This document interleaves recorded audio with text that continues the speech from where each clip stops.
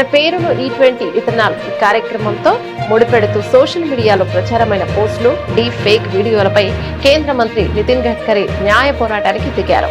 తనతో పాటు కుటుంబ సభ్యులు E20 విధానం వల్ల లబ్ధి పొందినట్లు తప్పుడు ప్రచారం చేశారని ఆరోపిస్తూ బాంబే హైకోర్టును ఆశ్రయించారు. ఈ వ్యవహారంపై మెటాతో పాటు ఇతర సోషల్ మీడియా వేదికలు గుర్తు తెలియని వ్యక్తులపై సివిల్ దావా వేయడానికి హైకోర్టు అనుమతించింది.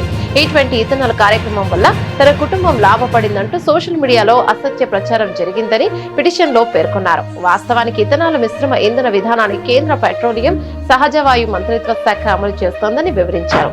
ఈ పోస్టులు డీప్ ఫేక్ కంటెంట్ ముంబైలో కూడా అందుబాటులో ఉండటంతో బాంబే హైకోర్టుకు ఈ కేసును విచారించే అధికారం ఉందని గడ్కరీ తరపు న్యాయవాది వాదించారు.